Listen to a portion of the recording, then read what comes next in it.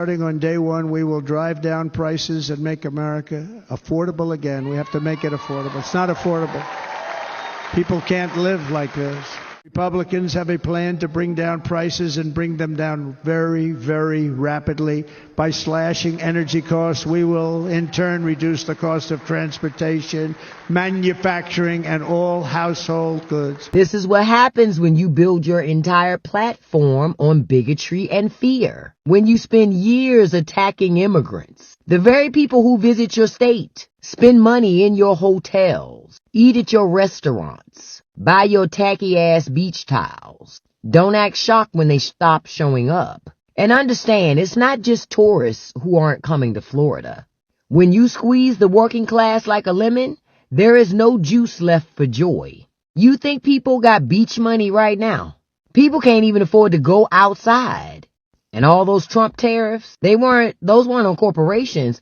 Those were Trump taxes on us. Prices went up, jobs got cut, and now folks are choosing between groceries and gas, not plane tickets to Clearwater. And y'all made Florida a hostile environment, honestly. And not just for immigrants, but also for black people, teachers, hell, even librarians. Y'all made the beach a battleground. So now it's just you and those overpriced souvenir stands collecting dust. And now conservative business owners are mad. But they're mad at the consequences of the policies that they voted for. Baby, this ain't karma. This is cause and effect. Conservative policies destroy communities, period. So ask yourself, how long are you guys going to continue to vote against your own business? Have you ever wondered if the political promises you hear actually translate into a better life for you and your family? Today we are going to dive deep into a topic that hits close to home for millions of Americans: the surprising financial struggles in two of the nation's biggest political strongholds, Florida and Texas. You'll want to stick around for this as we'll break down how conservative policies are impacting the very people who voted for them, from rising costs to a shocking increase in debt. If this clip gets you thinking, please like, share, and comment below. Your engagement helps us bring you more content like this, and it's a great way to join the conversation. Don't forget to subscribe and hit that bell to stay updated. In a moment, we'll watch some clips that shed light on a troubling economic reality. Afterwards, I'll be back to discuss everything with you so you can fully understand the gravity of what's happening in America right now. Florida is so broke right now, people are literally financing their groceries like a car note. Florida has officially turned into the second most financially distressed state in America. Of course, only Texas beat them out. When I saw it, I thought, dang, Florida and Texas are in competition with each other to see who can treat their people the worst. See, here's the wild part. A new study found that 25% of Floridians are financing their groceries using buy now, pay later. You heard that right. Loans. We finance cars, homes. Some people even do it to furniture. Now it's chicken wings, bread, and milk. Honestly, it doesn't surprise me, because when you look at Florida, a huge part of the problem is the elderly. And it's not like grandma can go get a side hustle at Amazon or the grocery store to make up for the money that she misses every month. The elderly don't have that option. It means that they're feeling the squeeze tighter than anybody else. And the squeeze is brutal. People are delaying payment, racking up late fees, filing bankruptcy, or just straight up not paying bills no more. That's not living paycheck to paycheck. That's survival on credit. Just note, it's not just a Florida story or a Texas story. When two of the largest states in the country are collapsing under the weight of necessities, that means it's a sign that it's happening everywhere. So if Florida is drowning while selling sunshine and palm trees, imagine what it looks like in states that don't have the tourism economy to fall back on. And quiet as kept, Florida ain't got it to fall back on no more either. So remember, America will sell you a dream, but it will make you finance the groceries just to stay alive. And if you think it's normal, then you've already accepted living in a nightmare. This is how desperate MAGA has become. You gotta listen to this video. Donald Trump is the best president in the entire world. I just love him so much, and I'm proud to say it out loud. God bless our country. If you couldn't tell, that video was created with AI. All these pro-Trump accounts are created with AI. Trump's policies have become so unpopular that they've turned to AI-generated propaganda to boost his image. This is the kind of blatant deception you would expect from an authoritarian regime. Do me a favor, share, like, and comment on this video so we can get the word out. And I want to know, what do you think? Is the GOP behind this? Or is Trump running some type of shadow campaign to keep his ratings high? Did you know that the word MAGA translates to many different things in other languages? For example, in Japanese, it means wickedness, evil, calamity, and disaster. It is a slang word in Nigeria meaning sucker, fraud victim, or easily fooled idiot.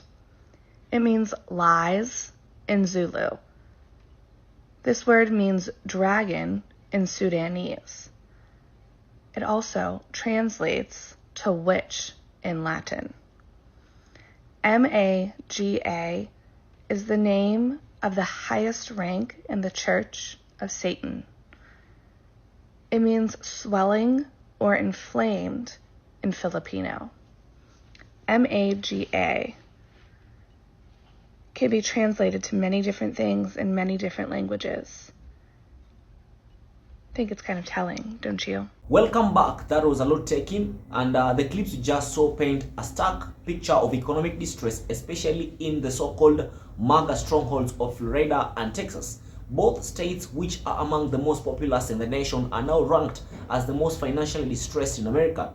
Texas is the number one, with Florida a close second. The question is, how did this happen, and what's the real story behind these self-inflicted wounds? Let us start with the basics. Rising costs and the burden on the working class. Residents in these states are struggling to afford the most fundamental things: groceries, rent, and gas. Prices for necessities like eggs and milk are rising faster than ever, forcing people to choose between a full tank of gas and a cart full of food. This is not a problem for the wealthy. This is hitting the working class, the very people who were promised prosperity. It is a bitter irony that the same people who cheered for Make America Great Again now find themselves swiping their credit cards just to put bread on the table. This leads to a chilling new reality: survival on credit. A quarter of all Floridians are now using buy now, pay later services just to finance groceries. Think about that for a moment. We are talking about paying off a bag of rice or a carton of meat in 4 separate installments. This is not about the splurging on news TV. It is about trying to survive. The digital desperation is everywhere, with Floridians searching for debt and loan solutions at some of the highest rates in the country. The situation is even more dire for the elderly on fixed incomes. These are the people who can't just go out and get a second job to make ends meet. They are being crushed by rising medical bills, skyrocketing property taxes, and inflated grocery costs. Instead of enjoying their retirement and hitting the golf course, some seniors are quite consulting with bankruptcy. Like, what was meant to be their golden years are turning into rusted ones. This is a direct consequence of a system that offers no safety net. And that brings us to the consequences of policy. The clips we saw highlighted a number of specific policies that have contributed to this crisis. For one, the small government law regulation freedom that these states pride themselves on has created a vacuum. When people hit a financial cliff, there is nothing there to grab onto. Not enough protections, no wages that keep up with inflation, and no robust social safety net. It is not freedom, it is a financial freefall. The promise of a conservative paradise with no state income tax and deregulation has resulted into the brutal reality of stagnant wages and housing costs that rival even in California's. The so-called Trump tariffs were another factor mentioned in the clips. These policies, which were pitched as a way to protect American industry, have actually acted as Trump taxes on us. By increasing the cost of imported goods, they've raised the prices for everyone, contributing to the very inflation that is now crushing working families. The political platform, which has focused heavily on culture wars and attacking immigrants, has also had a tangible economic effect. In Florida, for instance, making the state a hostile environment has led to decrease in tourism, harming a vital part of its economy. The most jarring aspect of all this is the failure of political promises. We had promises of a strong man economy that would make America affordable and bring prosperity. Instead, what we're seeing is the political theater that doesn't pay the electric bill. You can't just chant MAGA at a rally and expect it to cover the rent. The people who enthusiastically supported this message and these policies are now paying the steepest price. They are in what one source called debt servitude with a red hat on top. It's the ultimate irony. Trump's biggest supporters have become his biggest victims. This situation is not just about Florida and Texas. It has significant broader implications for all of America. The financial collapse in these two massive states is a warning. It's a warning saying that this is not just an isolated issue. It is a widespread national trend. The struggles of the working class and the elderly, the widespread reliance on debt, and the lack of social safety net are all signs that America's dream is becoming increasingly difficult to achieve, or it is becoming expensive. And from the clips, we have seen the fact that America might sell you a dream, but it is making you finance your groceries just to stay alive. This is a powerful lesson in cause and effect. And the very people who cheer the loudest for these policies are the ones who are now experiencing the harshest economic reality.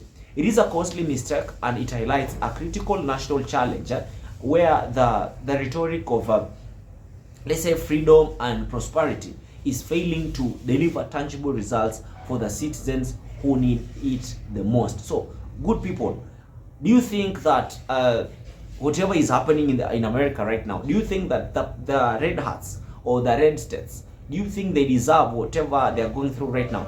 Tell me down in the comments below. Thank you for watching. I hope to see you in my next video.